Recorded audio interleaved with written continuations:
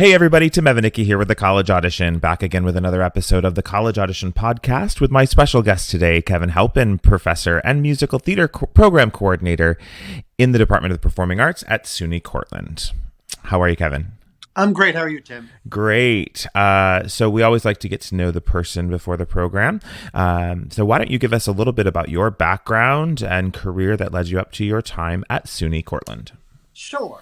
A quick Grades Digest. So I I've been doing musical theater since I was 5 on my own. And then I did ultimately go to school for it.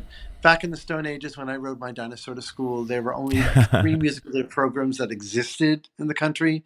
I did go to Syracuse for my undergrad, graduated in 1983, spent the next 10 years working as a professional. I met my wife in 84. We were lucky enough to frequently get cast together in shows. So we're just professionals. And as a director choreographer, had my daughter, our first daughter, thought about it, decided, though people do it, we did not want to raise a child as gypsy performers in New York City. I went back to school, got my master's degree from Brooklyn College in directing. Right after I graduated, spent 3 years at Millikan University as the musical theater specialist and director of dance, and then came to Cortland in 1999 to start the musical theater program. And we've been here since.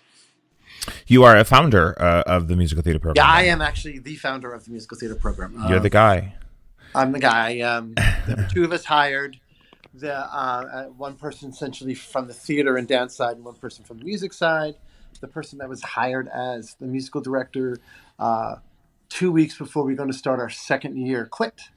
So, so it was me. And then,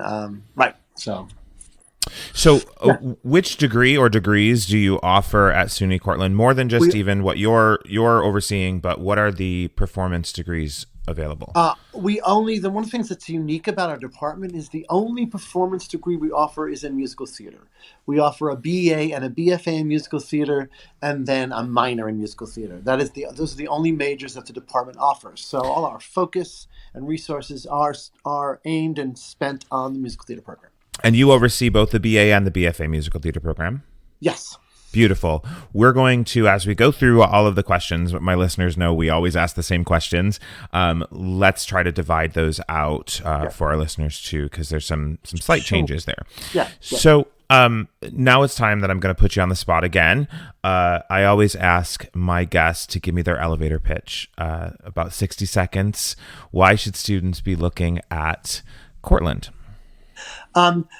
Cortland is unique in that it is the only one that we found, certainly, that where it's true that musical theater is the only degree that is offered in performing arts. So you're not competing with actors for the roles in the straight plays or dancers for the dance roles or, singers for the singer roles. You are the talent pool.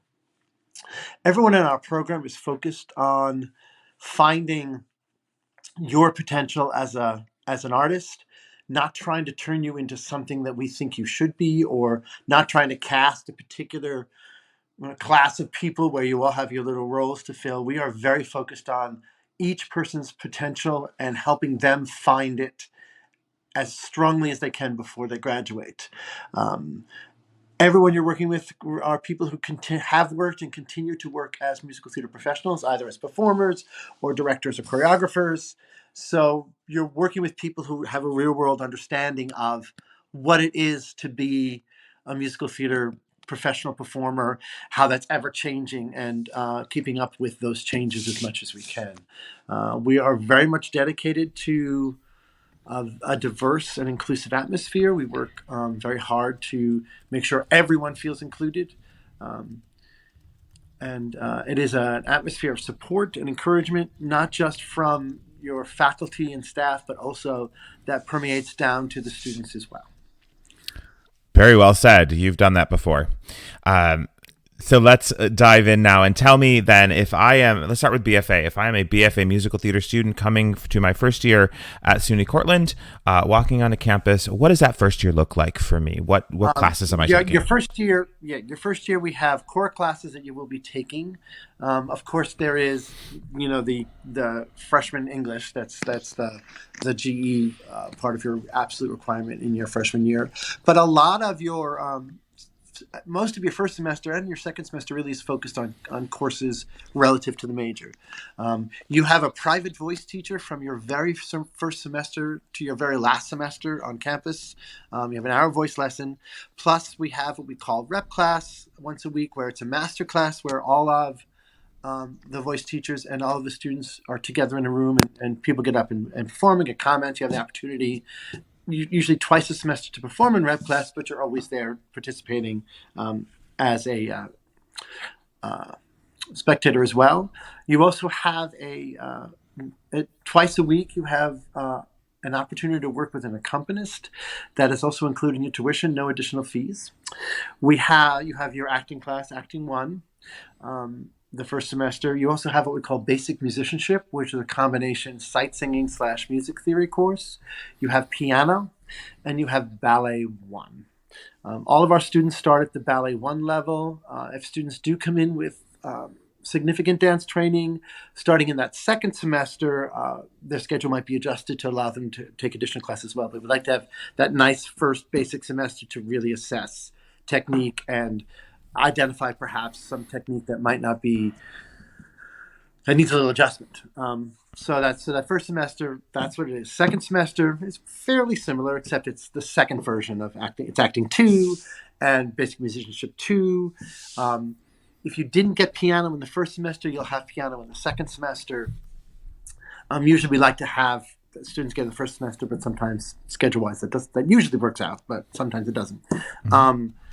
And again, the second half of freshman English and voice again every semester. You're all and the BA is identical. The first year of the major for the BA and the BFA are identical. They are not different. It's really one pool of first year actors. And so I think generally the perception is that a BA program includes more gen eds into the degree. Is that true at Cortland? That is very true. The gen ed requirement is significantly higher for the BA program. For example, we have what we call liberal arts studies classes, which is some classes in the major fulfill them, but mostly it's classes outside of the major. For the BFA, you're doing 30 credits of the liberal arts studies classes. For the BA, it's 90 credits of the liberal arts studies classes. Our BA program is focused and designed for someone who has a really strong interest in musical theater, wants to be involved probably in musical theater, either going into grad school or professionally, but not as a performer or on that creative side. Maybe somebody who wants to look into administration or casting or public relations or something like that. Mm-hmm. So where does the curriculum, you mentioned what there's more of, what does the BA student take less of? Am I saying that right? Where does the give and take?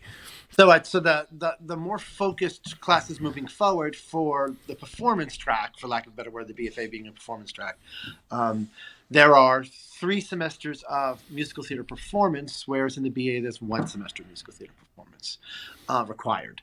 There's 2 semesters of acting for the BA, where there are at least 4 semesters of acting for the BFA. The way the BFA is written, you also have 5 elective courses that have to be at the 300 or 400 level. So those can be additional acting classes or a choreography class, and that's not required for the BA. Those are required for the BFA. Mm-hmm. The theater history is the same for both. The BA doesn't have the final project / showcase requirement which is what it sounds like. It's Right. showcase. That's not part of the BA program.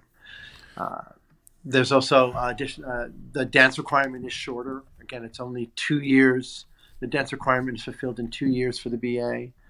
Um, the voice lessons are the requirement is only 2 years for the BA.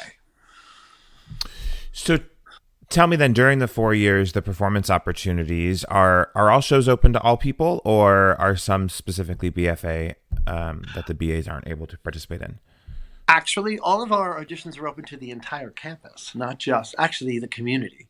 It hasn't happened in a long time, but uh, when I first got here, it was a policy that existed that the performances were open to everyone in the institution. There wasn't a major, so the students weren't getting the training to work at a significantly higher level. So yes, officially everything's open to the entire campus. I will tell you that minors have gotten cast. Um, uh, and when we do larger shows like Music Man, for example, the kids will cast young people from the community, like children from the community for the young roles. Um, Yeah, you just said something that I've never heard before, is that your productions are open community wide. So that's a tradition that goes back long, predates me. I will say that as the program has grown and the quality of our students have grown and the students have gotten the training under their belt, it has become fairly rare except in the case when we're doing a really large show where we're looking for generational differences in a significant way. Um, that community people other than children are cast. So I'm curious, and I don't know this answer. When you first got to Cortland, which came first, the BA or the BFA? The BA. I when I got to Cortland, like 5 years before, the music department and the theater department had been put together to create the Department of Performing Arts, and their majors were deactivated. So there was no major. So the decision was that what would make sense is to have a musical theater major. Um, and being a liberal arts college, the administration and the people who were in the department thought that the BA would be the best fit, but they also were smart enough to know they needed to bring somebody in who had experience and was focused on musical theater to create and shepherd the program. So the BFA is actually relatively new. It was kind of my my quest, shall we say, throughout the time here to get to that BFA program. There was a lot of because it's a liberal arts institution. There was a lot of talk about, is this something that could fit into our institution? Probably about 4 years before we started our BFA program, the fine arts, visual arts, did get a BFA program. So that kind of was at least a leg in for us. Like, see, we can do this. So yeah, the BFA is now, we're graduating our second. We're graduating our second class of BFA students. So you're 5 or 6 years old? Yeah. Great. Yeah, I knew. I mean, I'm originally, we talked before we started recording. I'm originally from that area, and I don't remember there weren't many BFAs back. You know, it wasn't quite when the dinosaurs were roaming the earth, like you said. I think for me it was just after that, but there weren't a lot of BFAs out there, so that's why I was curious how long that BFA had been around there, because I guess I didn't know that answer. But your BA is very heavy on the performance opportunities, and it is, and I will say, before we created the BFA, we would essentially advise students into, I mean, not as extensive as it is as the BFA, but we would advise students into the coursework that would enable them to get the skills that they needed and wanted to go be performer. That made for them to have very, very heavy schedules because the GEs were so much more extensive than what the BFA has. So how many shows a year is Cortland producing? We usually do 4. We have occasionally done 5. So we do 4, at least 2 musicals, and either a play or either 2 musicals and a straight play or 3 musicals and a straight play. This year, we're doing 3 musicals and a straight play. Happens to be the model for this particular year. We just started with Create Theater in New York City. Producer Kate Camerata has started a partnership with us to work on developing new musicals. So I am directing a staged reading of a new musical called The Bone Harp that has performances at the beginning in early December. Earlier in the semester, we produced play Proof in partnership with the local professional theater, Cortland Repertory Theater, in their downtown Cortland space. And then in the spring, I'm directing Seussical, and Dr. Conley, the chair, is directing Cabaret. Great. Tell us about some of the other faculty members there. You just mentioned a couple, but who are the other key players that the students are going to interact with while they're there? Yes, Dr. Dina Conley is currently chair. She's the other full-time faculty director. Her focus is spoken voice as well as her other specialty, and dialects. She is very, very, she loves musical theater too. She tends to be more attracted to the darker things, and straight plays as well. Like, for example, she loves Sam Shepard. She's the other acting teacher, the other full-time acting teacher, teaches scene study and styles. And she teaches directing as well. It's nice because we have so much respect for each other and a shared vision of what a musical theater program should be, but such different styles and taste that it really enables our students to get a broad range of both material and approach to the work. Dr. Conley is the other person who, she and I are the ones that are the primary audition adjudicators. So usually both of us are at every audition. Occasionally, sometimes if show rehearsal works, that'll be one or the other of us. The other people we have are excellent group of voice teachers. We have 2 full-time voice teachers and 2 part-time voice teachers that have really heavy schedules, but they're part-time officially. Again, people who are both continue to work as professionals and are have strong traditional classical music voice training, but also understand the nature how musical theater requires styles and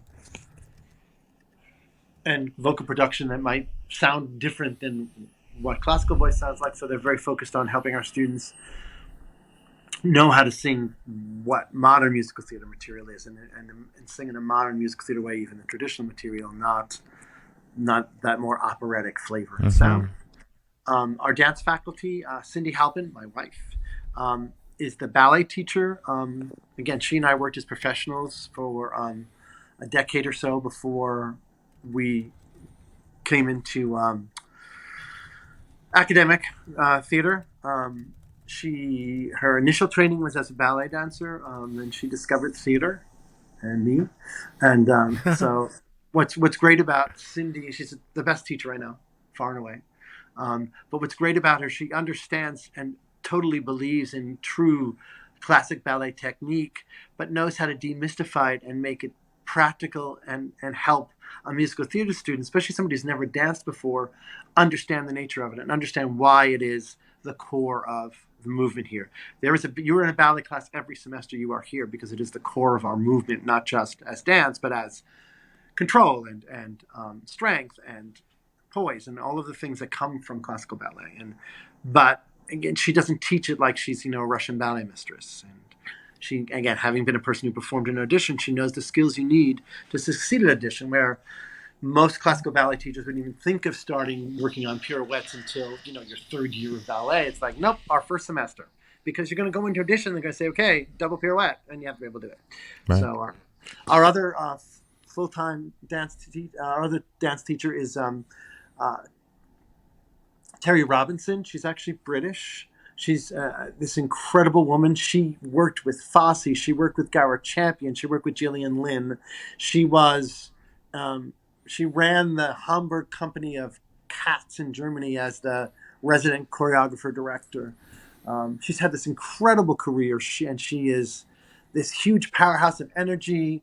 It's great to listen to that British accent speak, and she pushes our students in a really wonderful way. I mean, coming from a place of caring, but hard and honest. Where Cindy teaches all the ballet, most of the ballet classes. Terry teaches the tap jazz and musical theater dance classes. And then we have the third dance teacher position. We have somebody new this semester. His name is Tucker Carl, who also comes from a professional background and is teaching our advanced jazz classes, one of the ballet classes, and audition/styles dance class as well. So, again, people who have worked and continue to work. Both Terry and Cindy continue to work as choreographers and direct, and I continue to work as director choreographer, and so does Dina continue to work as a director as well as performer. So that's the dance faculty. We have a wonderful tech faculty that are incredibly dedicated, and we do not yet have a tech major, which is something we are working to create a tech concentration. But any of our students who have an interest, any of our performance students or our BA students who have an interest in tech, our tech staff welcomes them with open arms and brings them in and teaches them and works with them. And if someone wants to do independent study, is right there to work on it with them. So again, the primary focus throughout our faculty is that we want you to find your best you, and however we'll do whatever we can to make that happen. Beautiful. I'm assuming that this is more attainable for your BAs, but talk to us a little bit about what possibilities there are to minor in other things, even both within the performing arts and as well as outside of the performing arts. The only minor we offer within the performing arts is the musical theater minor. So if you're a musical theater major, you really can't do the musical theater minor. What sometimes happens is someone starts as a musical theater major and decides, I don't know, this might be too much for me. A lot of times they'll transfer that to a musical theater minor. We do have people come in that may have wanted to be musical theater majors but didn't win that battle with their parents, so they'll be minors. But the other minors our students usually do. Communications is the most common. A minor in communications aimed at public relations or broadcast. That's the most common minor our students do. We have had a student who did exercise science as a minor. We've had students do vocal pathology as a minor. Dealing with being a vocal pathologist and coaching people with vocal problems. We've had students do biology minor. That was a lot for them, but they did it. So it is doable, particularly with the BA. It's much easier than with the BFA. And we have had people do the BFA. It usually winds up you're doing 5 years to complete, but yeah. I think that's pretty standard. You might have to add some extra time because there's already a BFA is already like a triple major because so tell us a little bit about Cortland, the town, not the place, not the college. Students always, they're going to leave the walls of the university every now and then. What is there to do around there? Cortland is very much a college town in terms of most of the downtown businesses are fairly focused on student interests. It is actually a beautiful, beautiful little town nestled in, the mountains and the Finger Lakes regions of New York City. The fall it's so beautiful right now. It's so beautiful. It's cold, but it's actually lovely to look at. There are a bunch of restaurants and a lot of bars. We're within a 40-minute drive of Ithaca, which is more of a city with a lot more places to go, and about a 40-minute drive to Syracuse, which again is a much bigger city with a very large mall and entertainment venues and lots more restaurants. There are beautiful hiking trails that if you're someone who really likes being out in nature, there are some of the most picturesque trails with waterfalls. and it is very mountainous, so the vistas are absolutely glorious. The town is very friendly and welcoming to the students. Um, so the town-gown relationship is pretty strong. The way it's located, literally, the campus is on the hill, and you walk, 3 blocks down the hill, and that's where Main Street is, where all the primarily the bars and the restaurants and the small stores, and then there's we have do a Walmart a little further out, and there is a bus from campus to the other stores as well. Um, there's a movie theater. There's the Cortland Repertory Theater is here downtown during the winter, and then up in the summer is a little further north of town. Uh, you're close to Ithaca, so there's Hangar Theater and there's Kitchen Theater. There's Roadhouse in both Ithaca that brings tours in, and Syracuse, and Binghamton, which is like 45 minutes south of us. So there's lots of available places for entertainment as well when you're here. What else is special? There's if you're into skiing, there are several ski resorts nearby that cater both like Bunny Hill newbies to people who have skills as well. So there's a lot to do around Cortland besides the campus. Yeah, that central New York area does have a lot of theater in it, especially over the summer. The ones you mentioned, of course, the Rev, the Merry-Go-Round as well, are all very close by. So a lot, it's not a bustling metropolis, Cortland, but it's very, very close to a lot of really amazing culture. Yeah. We every year in January, those local theaters have their auditions in the same weekend, which makes it easier for college students who aren't in the area to attend all three theaters' local auditions. And we've had students work at all of them actually at some different points. Yeah. So let's transition now into speaking about the audition process. Are both the BA and the BFA auditioned? Yes, you do have to audition for both programs. We do not do pre-screens. It is in-person auditions only. At this point, we're only accepting virtual auditions from international students. But the audition is the same for both the BA and the BFA students. Mm-hmm. So with no pre-screen, where is it? Students just submit their application and then choose a pre-screen date. Where do you hold your auditions? So we do 2 on-campus auditions. Our first one is coming up November 19th. That's on campus. Our other on-campus audition is April 1st. Mm-hmm. So we just do that in our building. Then we have auditions in New York City the same weekend as Unifieds. We're not connected to Unifieds, but we're in town the same time they are. A little around the corner from them this year because it booked up pretty quick. January 28th, you can get audition appointments. On the 29th, we do a walk-in day where there's a sign-up sheet available on the 28th, or you can just walk in and if we've got room, we'll take you in. And that's at Ripley Greer Studios, the one on 38th. And then on March 11th at Open Jar Studios in New York City. Great. We also do Marcus, which is that New Jersey Mid-Atlantic Regional College Audition Conference, whatever this is. And that's November 11th. Or 12th.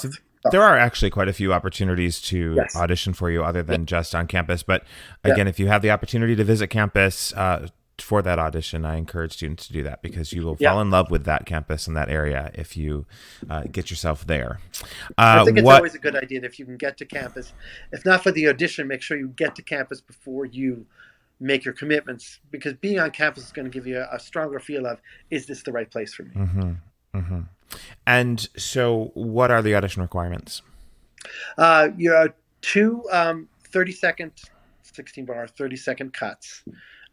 One from pre-1960, so more traditional musical theater, and the second one can be contemporary or pre-1960 if that's what you feel strongly about. A 1-minute contemporary monologue, no dialect, just simple, straightforward. It can be comic or dramatic. And then we have a dance call that we teach you a combination. Great. So approximately how many applicants are you getting every year? Well, pre-pandemic, we usually get somewhere between around 200 the top was 300 right before the pandemic. Um, but again, we've come back. Last year we had, I think, like 190. Mm-hmm. Um, and this year we don't know yet. Right. I think it'll be back up because you're back to normal auditions in other locations, and Yeah, yeah. Oh, yeah. I think so. And so, how many are you aiming for an incoming class, and how many offers do you make to get there? We look to bring in 20, around 20 in an incoming class. Um, here's the honest truth is, um, we look at individuals. We do have rolling admissions as well, and one of these days it's going to come and bite us, but it hasn't too badly yet. Um, we look at the individuals, and if they think they can succeed here, that they would that that Cortland would be the right fit for. If we perceive that Cortland would be the right fit for them, that we are confident that we can help them sort of reach that potential they have, we make the offer. So we'll make anywhere.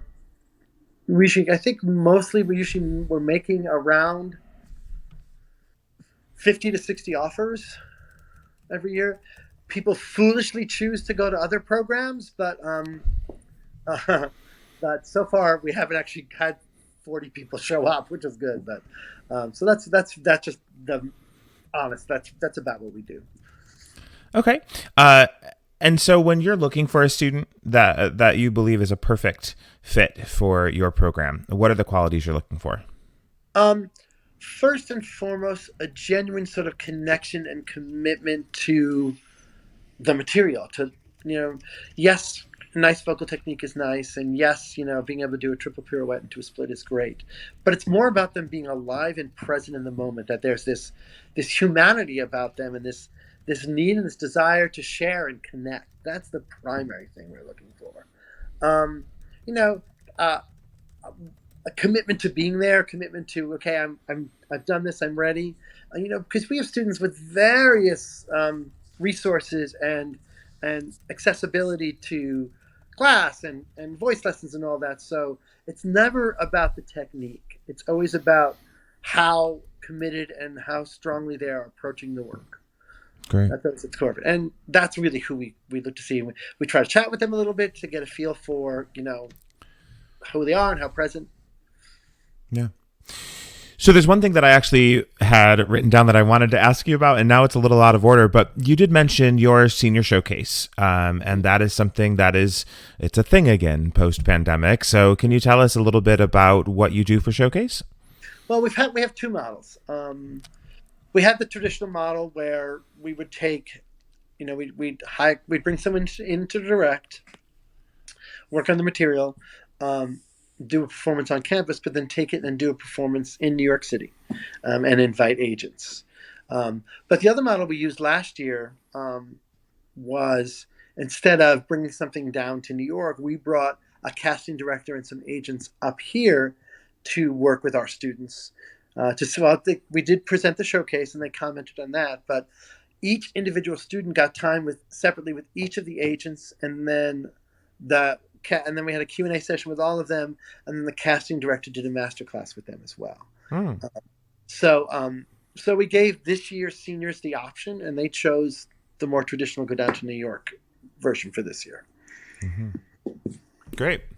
So, Kevin, if students or parents want to get some more information on SUNY Cortland, what's the best way to get in touch? Well, the website is the easiest. It's, sunycortland.edu.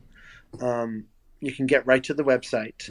You can always email me at Kevin, Kevan, Halpin @cortland.edu, or you can call the department office and speak to our amazing administrative assistant, Janine, at 607-753-2811.